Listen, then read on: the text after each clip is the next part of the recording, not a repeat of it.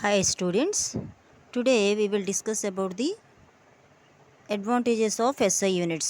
So this topic is in the first unit of the diploma first year and also intermediate.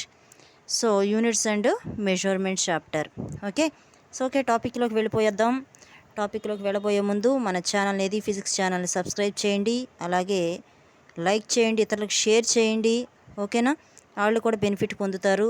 Diploma first year వాళ్ళు మరి ముఖ్యంగా ఇది చాలా useful 1 ఇయర్లో. ఓకేనా, ఫిజిక్స్ పాస్ మార్కు రావాలన్నా, మంచి మార్కులు రావాలన్నా మన ఛానల్ ఫాలో అయిపోండి. ఓకేనా, ఈజీగా మీరు ఫాలో అయిపోతే ఈజీగా మంచి మార్క్స్ తెచ్చుకోవచ్చు. అది మాత్రం 100% నేను మాత్రం మీకు పక్కా కన్ఫామ్ అనేది నేను ఇస్తున్నాను. ఓకేనా, ఏమైతే చెప్తున్నామో అది ఈజీగా ఫాలో అవ్వగలిగితే, అలాగే మన వీడియోస్లోనే అంతకుముందు ప్రీవియస్ ఇయర్ పిల్లలు కోసం అని చెప్పేసి మనం ఏం చేయడం జరిగిందంటే ఇంపార్టెంట్ క్వశ్చన్స్ పెట్టాము. ఓకేనా, ఎగ్జామ్ ఎలా రాయాలో పెట్టాము. అవన్నీ కూడా మీకు హెల్ప్ఫుల్ అవుతాయి. ఓకే, ఈ ఇయర్ వచ్చే పిల్లలకు కూడా, మరి డిప్లొమా ఫస్ట్ ఇయర్ ఎగ్జామ్స్ రాసే పిల్లలకి, మరి జాయిన్ అయ్యే పిల్లలకి ఇయర్ మొత్తం ఈ ఫాలో అయిపోతే చాలు, మంచి మార్కులు తెచ్చుకోవచ్చు. ఓకే ఓకే టాపిక్లో వెళ్ళబోయే ముందు మన ఛానల్ని మరొక్కసారి సబ్స్క్రైబ్ చేద్దాం. ఓకే, చూడండి, అడ్వాంటేజెస్ ఆఫ్ ఎస్ఐ యూనిట్స్. ఏంటి advantages? Most important, every year question పేపర్లో ఏదో ఒక సెట్లో ఉండేటువంటి క్వశ్చన్ ఇది, 3 మార్క్స్ క్వశ్చన్. ఓకే, చూద్దాం. ఫస్ట్ది ఏంటి? ఎస్ఐ యూనిట్ ఆల్రెడీ మనం ప్రీవియస్ వీడియోస్లో చెప్పుకున్నాం. యూనిట్స్ అండ్ మెజర్మెంట్స్లో ప్రీవియస్ వీడియోస్లో ఉన్నాయి. ఏమని అంటే ఎస్ఐ యూనిట్ యొక్క ఎలా రాయాలి, ఏంటి, ఎస్ఐ యూనిట్ యొక్క ప్రాముఖ్యం ఏంటి, అది ఎప్పుడు స్థాపించారు, దేని ప్లేస్లో వచ్చింది అది అనేటువంటిది మన ప్రీవియస్ వీడియోలు చూడని వాళ్ళు ఎవరైనా ఉంటే దయచేసి అది చూసిన తర్వాత ఈ వీడియోకి రండి, మీకు బాగా అర్థమవుతుంది. Okay, first point, the base and supplementary units covers all branches of science and engineering. అన్ని బ్రాంచెస్, సైన్స్, ఇంజనీరింగ్, అసలు ఏ బ్రాంచ్కి వెళ్ళినా సరే చదివేటువంటి ఎడ్యుకేషన్లో ఏ బ్రాంచ్లో అయినా ఈ యూనిట్స్ అనేవి, ఎస్ఐ యూనిట్స్ అనేవి ఉంటవి. అది ఫెమిలియర్ యూనిట్స్. ఓకేనా, సప్లిమెంటరీ బేస్ యూనిట్స్ అంటే మనం చూసాం, సప్లిమెంటరీ యూనిట్స్ అంటే రేడియన్, స్టెరేడియన్ చూసాం. బేస్ యూనిట్స్ అంటే చాలా చూసాం. వెలాసిటీ అంటే మనం రాబట్టడం, వెలాసిటీ అంటే మీటర్ పర్ సెకండ్ అని, యాక్సలరేషన్ అంటే మీటర్ పర్ సెకండ్ స్క్వేర్ అని, అలా యూనిట్స్ వచ్చాయి. ఇవన్నీ ఎక్కడి నుంచి వచ్చినాయి అంటే మనకి మీటర్ అనేది బేస్ యూనిటే. మీటర్ అంటే లెంత్కి. ఓకేనా, సెకండ్ స్క్వేర్ టైం కూడా బేస్ యూనిటే. ఓకేనా, ఇలాంటి మనకి యాంగులర్ వెలాసిటీ, యాంగులర్ యాక్సలరేషన్, ఇవన్నీ అక్కడ సప్లిమెంటరీ యూనిట్స్ కింద వస్తాయి. సో ఇవన్నీ కూడా కవర్ చేస్తూ ఆల్ బ్రాంచెస్లో సైన్స్ అండ్ ఇంజనీరింగ్ కవర్ చేస్తూ ఉండేటువంటిది ఎస్ఐ యూనిట్. Most important.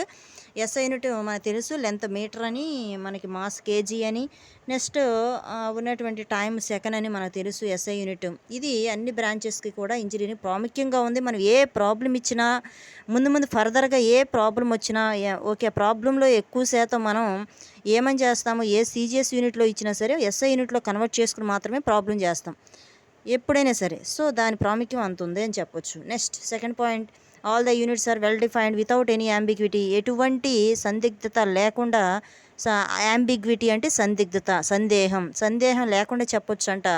ఇది బాగా డిఫైన్ చేయబడినటువంటి ఒక నోన్ యూనిట్ అని చెప్పొచ్చు, బాగా తెలిసినటువంటి యూనిట్ అని చెప్పొచ్చు. All the units are easily reproducible. దీనికి నీకు బాగా అర్థం అవ్వాలంటే, ఈజీలీ రీప్రొడ్యూసిబుల్ అంటే ఇప్పుడు కేజీ ఉంది, మాస్ అంటే కేజీ. మరి కేజీ నేను వాడాను ఒకసారి, తరిగిపోద్ది, మళ్ళీ కేజీ అని ఇంకో ప్రాబ్లంలో వాడటానికి లేదు అంటానికి ఉందా? లేదు. ఎన్ని కేజీలైనా ఎన్నిసార్లు అయినా యూజ్ చేసుకోవచ్చు. రీప్రొడ్యూసిబుల్ and all the derived units can be obtained by simple multiplication and or division or fundamental units. అంటే మనకి డివిజన్, మల్టిప్లికేషన్ అలా డిరైవ్డ్ యూనిట్స్లో చెప్పాం మనం. ఏమని? ఫర్ ఎగ్జాంపుల్ మనకి వెలాసిటీ అని చెప్పాం. వెలాసిటీ అంటే ఫార్ములా ఏం చెప్పాము? డిస్ప్లేస్మెంట్ బై టైము అన్నాం. S/T. ఎస్ అంటే డిస్ప్లేస్మెంట్ యూనిట్ మీటర్ అన్నాం. Metre per second, metre by second. By అంటే ఏంటి? డివిజనేగా, అవునా కాదా? మొమెంటం ఉంది, మనకి మాస్ ఇంటూ వెలాసిటీ, ఇంటూ అంటే మల్టిప్లికేషనే కదా.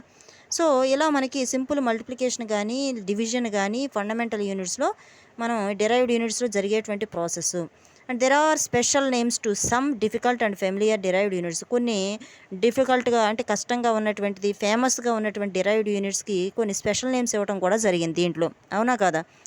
ఫర్ ఎగ్జాంపుల్ జౌలుకి మనకి రాబట్టాం. వర్క్ అంటే పవర్ బై టైం అని, దాని ద్వారా ఒక యూనిట్ వచ్చింది KG metre square per second square అలాంటివి వచ్చినాయి. వచ్చిన తర్వాత దాని బదులు మనం ఏమేమి తీసుకున్నాం ప్రీవియస్ వీడియోస్ చూడని వాళ్ళు ఉంటే దయచేసి చూడండి. ఆ ముందు వీడియోస్లో చేసాం. డెరైవ్డ్ యూనిట్స్లో అలా వచ్చింది. స్పెషల్ నేమ్ అని ఎవరి పేరు ఇచ్చాం మనం? జౌల్ ఇచ్చాం. జౌల్ అనేటువంటి సైంటిస్టు ఆ నేమ్ ఇచ్చుకున్నాడు కాబట్టి ఆయన నేమ్ ఇచ్చుకున్నాడు. దాని బదులు మనం జౌల్ అని ఇచ్చాం. అలాంటి వాటిని కూడా ఇది ఫేమస్ చేసిందంట. ఓకేనా? And then there are multiples and submultiples, multiples and submultiples, prefixes, symbols to express large small values. చిన్న చిన్న వాల్యూస్ కానీ మల్టిపుల్స్ కానీ సబ్ మల్టిపుల్స్ కానీ. ఓకేనా? మల్టిపుల్స్ అంటే పెటా, ఓకేనా, ఏదైతే మనకి మెగా గిగా ఏదైతే ఉన్నాయో, నెక్స్ట్ నానో, ఇవన్నీ సబ్ మల్టిపుల్స్. అలా మల్టిపుల్ సబ్ ప్రిఫిక్సెస్, సింబల్స్ ఇవన్నీ కూడా చిన్న వాల్యూస్ కాడి నుంచి పెద్ద వాల్యూస్ను కూడా ఇది రిప్రజెంట్ చేయగలదు అనమాట. అవును కదా? 10⁻9 అంటే 10 పక్కన 10 పక్కన 1 పక్కన 9 సున్నాలు పెట్టుకోవాలి. 9 జీరోస్ అంటే లార్జ్ వాల్యూ అయిపోతుంది. దాని కాస్త ఒక నేమ్ ఇచ్చేశారు, గిగా అని. ఓకేనా? అలా మనకి గిగా వాట్స్ అని అలా మనం దానికి నేమ్ ఇచ్చేసి ముందుకు పలకొచ్చు అని చెప్పి చెప్తా ఉన్నాడు. అంటే దేనివల్ల ఇది సాధ్యమైందంటే ఎస్ఐ యూనిట్స్ వల్లే. Almost all countries in the world have adapted SI system. SI సిస్టమ్కి బాగా అడాప్ట్ అయిపోయింది. అడాప్ట్ అంటే మనకి దాని బానిస అయిపోయింది అని చెప్పొచ్చు.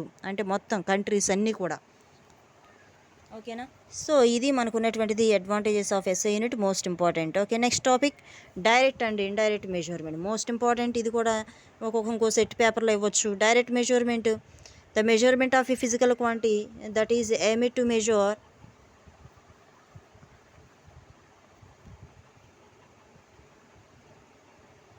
So the measurement of the ఏమని చెప్పొచ్చు మనం? Measurement of the physical quantity అని చెప్పొచ్చు.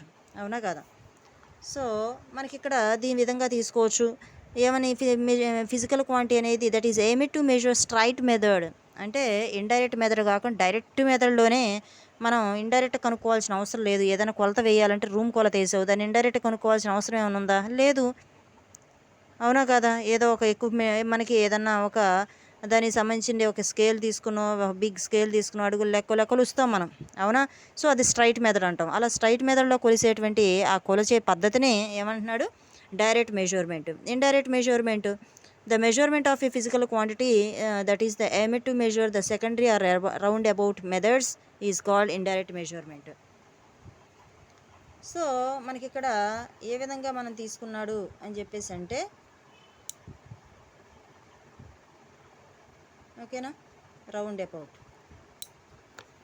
సో ద మెజర్మెంట్ ఆ ఫిజికల్ క్వాంటిటీ ఏదైనా తీసుకుంటే సముద్రాల లోతు కొలవాలి అంటే సీస్ లోపలికి కొలవాలంటే మనం ఇండైరెక్ట్గా మెథడ్స్ యూజ్ చేయాలి.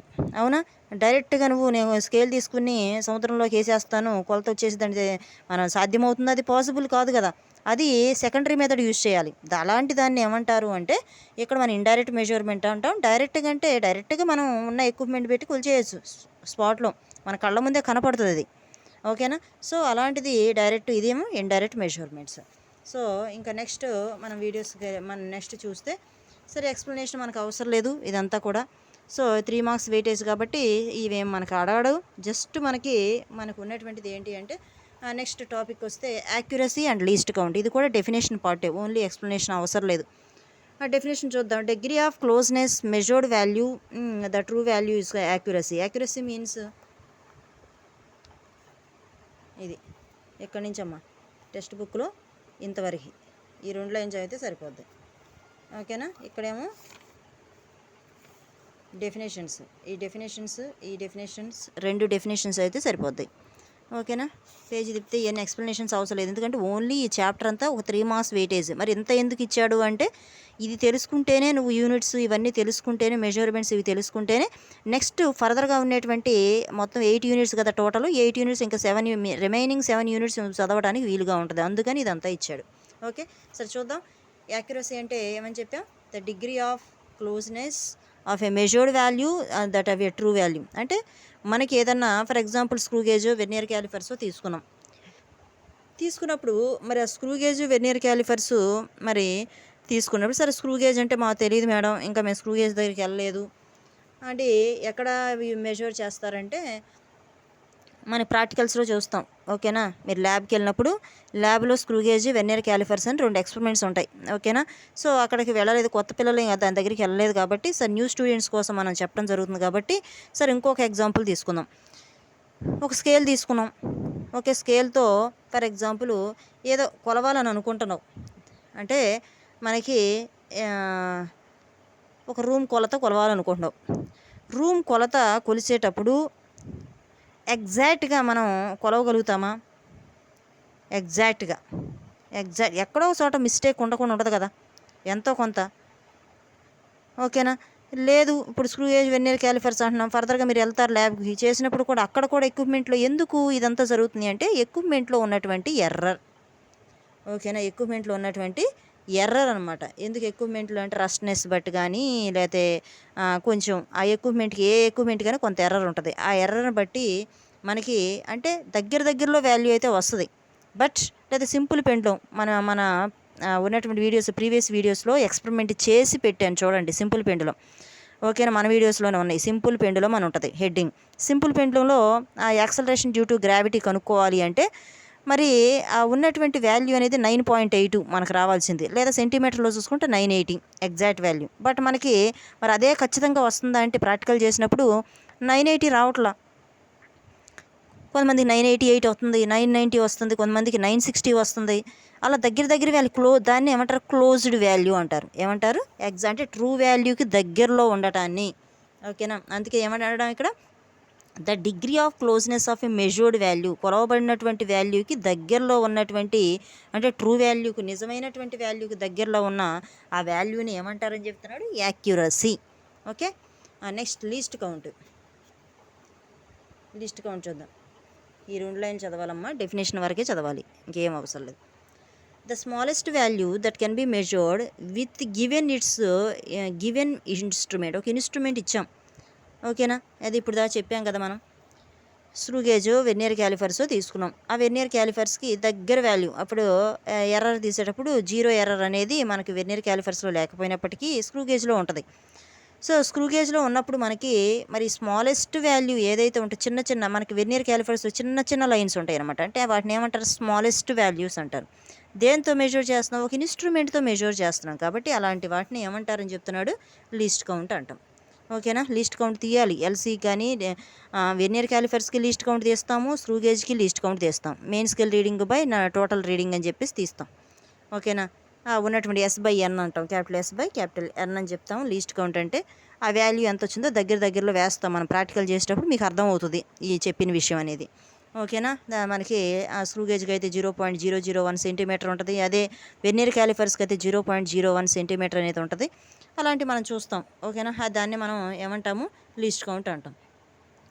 ఎర్రర్స్కి వెళ్దాం. సో మరి మనం ఏదైనా ఒక ఇన్స్ట్రుమెంట్ తీసుకున్నప్పుడు ఇన్స్ట్రుమెంట్లో ఏముంటుందని చెప్పాం? ఇందాక ఎర్రర్ ఉంటుందని చెప్పాం. ఆ ఎర్రర్లు ఎన్ని రకాలు? ఓకే, దోషం లేకుండా కరెక్ట్ వాల్యూ వస్తుందా? ఎగ్జాక్ట్ వాల్యూ రాదు, అంతే. ఓకేనా సార్, చూద్దాం. The amount of deviation from exact value అంటే రావాల్సినటువంటి వాల్యూ అనేది ఇక్కడి నుంచి అమ్మ.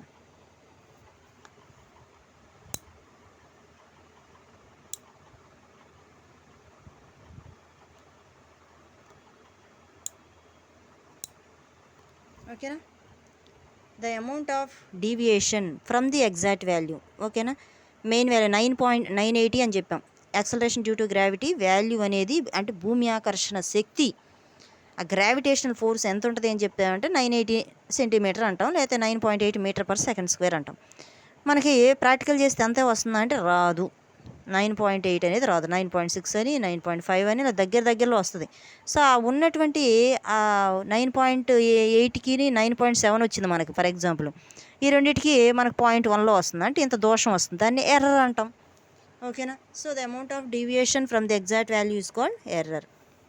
మనకి అసలు ఈ ఎక్స్ప్లెనేషన్ కూడా ఏం అవసరం లేదు, మీరు ఏం చదవద్దు, నేను చెప్పినట్టుగా చదవండి చాలు. ఇంకా అసలు ఎగ్జాక్ట్గా మీరు పాస్ అయిపోతారు. పాస్ కాదు, మంచి మార్కులతో మీరు మంచి రిజల్ట్ వస్తుంది.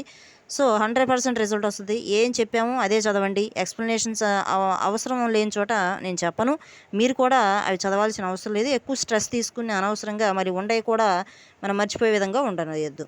ఓకేనా, ఏం చదవాలో అదే చదవండి, ఏం చెప్తున్నానో అదే చదవండి. Next absolute error. ఎర్రర్లో టైప్స్ అమ్మ. ఎర్రర్ అంటే ఏంటో చూసాం. ఎగ్జాక్ట్ వాల్యూ నుంచి ఒక డీవియేషన్ వచ్చింది, పక్కకి డీవియేట్ అయ్యింది. డీవియేట్ అయితే దాన్ని డీవియేషన్ అంటే ఏంటి, మనకి పక్కకు మౌల్డ్ అయింది అంటాం అలా. ఓకేనా. సో అలా రావడాన్ని ఎర్రర్ అన్నాం. మరి ఎర్రర్లు ఎన్ని రకాలు ఉంటాయి అంటే absolute error, relative error, percentage error అని 3 టైప్స్ ఉన్నాయి. దీంట్లో కూడా ఎక్స్ప్లెనేషన్ అవసరం లేదు, జస్ట్ డెఫినేషను, ఫార్ములా అంతే. So the difference between the measured value of a quantity and the actual value is called absolute error. అంటే దేనికమ్మా, మెజర్డ్ వాల్యూకి అంటే ఎంత మెజర్ చేస్తున్నాం మనం, 980 అన్నాం అవునా. యాక్చువల్ వాల్యూ ఎంత, 980. మనకు మెజర్ చేసిన మనం ప్రాక్టికల్ చేసి కొలిసిన తర్వాత వేసినటువంటి వాల్యూ ఎంత వచ్చిందని చెప్పాము, 970 వచ్చింది ఫర్ ఎగ్జాంపుల్. 970కి 980కి ఎంత తేడా వచ్చింది, 10 డిఫరెన్స్ వచ్చింది. ఆ 10 డిఫరెన్స్ని ఏమంటారు, అబ్సల్యూట్ ఎర్రర్ అంటారు. అర్థమైంది అనుకుంటున్నా. ఓకే, అదే చూద్దాం. అబ్సల్యూట్ ఎర్రర్ ఫార్ములా ఏంటమ్మా, measured value minus actual value. మనం కొలిచినటువంటి value minus actual value. Mod ఇచ్చాం. మోడ్ ఎందుకు వేసాం, ఫర్ ఎగ్జాంపుల్ కొన్నిసార్లు మెజర్డ్ వాల్యూ అనేది మనం కొలిచిన వాల్యూ 960 వచ్చింది. ఇక్కడ యాక్చువల్ వాల్యూ ఎంత అని చెప్తున్నావు నువ్వు, యాక్సలరేషన్ డ్యూ టు గ్రావిటీకి 980 అంటున్నావు. మైనస్ గుర్తు వస్తుందిగా బయటకు వచ్చేసరికి మైనస్ గుర్తు రాకుండా ఏం తీసుకున్నాడు ఇక్కడ, మోడ్ అంటే ఏంటి, మైనస్ కాస్త ప్లస్ తీసుకోవచ్చు. మైనస్ వచ్చినా బయటకు వచ్చేసరికి ప్లస్ అయిపోద్ది. ఓకేనా. సో డెల్టా ఎక్స్, అబ్సల్యూట్ ఎర్రర్ని డెల్టా ఎక్స్తో రిప్రజెంట్ చేస్తాం. Is equal to mod X naught. Measured వాల్యూని ఎక్స్ నాట్ అనుకున్నాడు, యాక్చువల్ వాల్యూని ఎక్స్ అనుకున్నాడు. Okay, next relative error. The ratio between the absolute error and the actual value is called relative error. ఓకేనా. So ratio between the absolute, ఈ ఉన్నటువంటి ఇప్పుడు absolute error అని చెప్పాం కదా, ఈ అబ్సల్యూట్ ఎర్రర్కి అలాగే ఎంత యాక్చువల్ వాల్యూ 980 అన్నాం. ఓకేనా. ఇక్కడ మనం చేయగా వచ్చింది డెల్టా ఎక్స్ ఎంత వచ్చిందో డెల్టా ఎక్స్కిను, నెక్స్ట్ యాక్చువల్ వాల్యూ 980కి కనుక రేషియో కడితే దాన్ని ఏమంటారు, రిలేటివ్ ఎర్రర్ అంటారు. చూడండి formula, absolute error divided by actual value. Absolute error అని డెల్టా ఎక్స్తో రిప్రజెంట్ చేసాం, డెల్టా ఎక్స్ బై యాక్చువల్ వాల్యూని ఇక్కడ ఎక్స్తో రిప్రజెంట్ చేసాం. ఓకేనా, ఎక్స్. సో ఇప్పుడు మనకి అబ్సల్యూట్ ఎర్రర్ డెల్టా ఎక్స్ అంటే తెలుసు కదా, measured value minus actual value. అదే సబ్స్టిట్యూట్ చేసాం, డివైడెడ్ బై ఎక్స్ అంటే యాక్చువల్ వాల్యూ, వర్డ్స్లో రాసాం అంతే. Okay, next percentage error. Percentage error అంటే ఏంటి, the specific amount of absolute error accord as the fraction of 100. ఇప్పుడు ఇచ్చాం కదా డెల్టా ఎక్స్ బై ఎక్స్ను ఇంటూ 100 వేస్తే దాన్ని పర్సంటేజ్ ఎర్రర్ అంటారు.